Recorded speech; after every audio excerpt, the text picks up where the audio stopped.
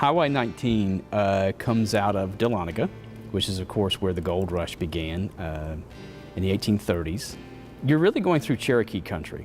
I mean, this is where the Cherokee Nation lived. If you follow Highway 19 north out of Dahlonega, you will come to what's now called Stonepile Gap, which is Trilita's grave when she was a Cherokee woman, according to legend, who lived near there, who wanted to be buried in her beloved mountains. This is supposedly her grave. If you take a right there, you will follow Highway 19 as it goes on toward Blairsville. And while it's doing that, it's going through the Chattahoochee National Forest, which is like 837,000 acres that goes through 26 counties. I mean, you're obviously not in all of it, but you're driving through the Chattahoochee National Forest. If you don't turn right on Highway 19 and continue on Highway 60, you'll eventually get to Suches, which is also a beautiful drive. But Highway 19 will take you over to Turner's Corner. There's a nice little historic cafe there that's been there since 1928. It's a lot of fun to eat lunch there. It's a very small place. It sits right on the river. Actually, it sits on Boggs Creek.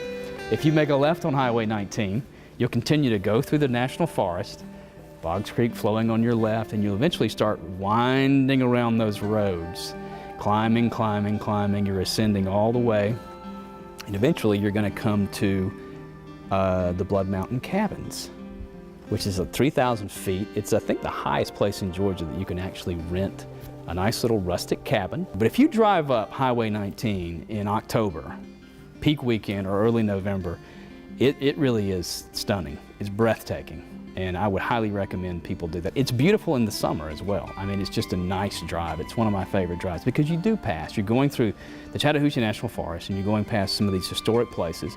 For me, it's personal because this is where I grew up. My parents took me along this route when I was very young. But I understand now that Highway 19 has been there for 80 years, and I think it follows probably an old Cherokee path. So you really get the sense of the history of the North Georgia mountains driving up Highway 19. If you continue on Highway 19, you come to Sunrise Grocery, which has been there since the 1920s. It's owned by my friend Jason Clemens. You can go there and find the brass monkey that's hidden, and if you do, you get a free bag of boiled peanuts.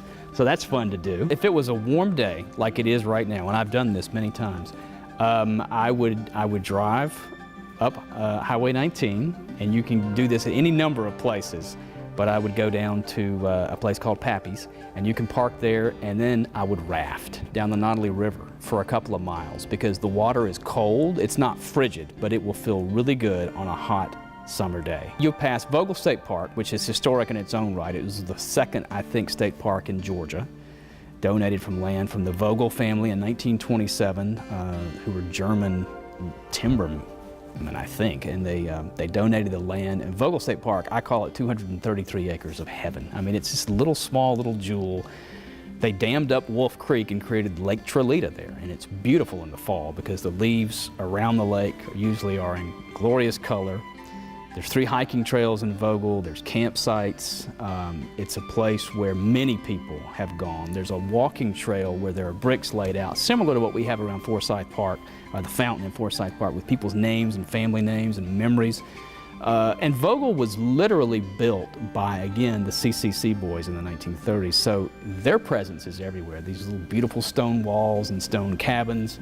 It's sort of a walk through history just to go in there. There are 3 good hiking trails in Vogel of various lengths. One of them is just around the lake, which again is named for Lake Trilita. It's a man-made lake that was formed when they dammed up Wolf Creek, which runs through the park. There's a longer trail that's about 4 miles, which is really good for families to do. It's a nice little day hike called the Bear Hair Gap Trail. And then there's a longer 12-mile trail, which is usually an overnight backpacking trip. But they have campsites at Vogel. There's a putt-putt golf course there. There's just this great hiking just around the park. As I said, it's right in the heart of Cherokee country. It's at the base of Blood Mountain, which is my absolute favorite hike. Blood Mountain's about 4,400 feet, and you can see it from the park. It's gorgeous at any time of year, and it's a place where I think people often go back to. You see people every year vacationing there. They have cabins that you can rent. But to me, there's just no better place to go. It's got it all. It's got a wonderful waterfall right there. as well. You were asking about that earlier. And it's close by a lot of other things. There are lots of hiking trails close by, a lot of waterfalls close by, a lot of just scenic drives that are just fun to do any time of the year. So there's these little pieces of history that date back to the New Deal, along with all of this wonderful scenery. There's this gorgeous place to go. And Vogel is just one of those places where you can go and sit by the lake in a swing. They have 2 and 3 person swings all around the lake, spaced far enough apart. I've spent many afternoons there with a book, sitting in these swings, listening to the water. Someone's fishing close by. Everybody kind of respects each other's. It's just a wonderful place to go and renew your spirit and really to go back and kind of face the realities of the modern world that we all live in. Thank God for the people who had the vision to build these places as sort of little havens where we would all need to go and refresh our spirit, renew ourselves from time to time.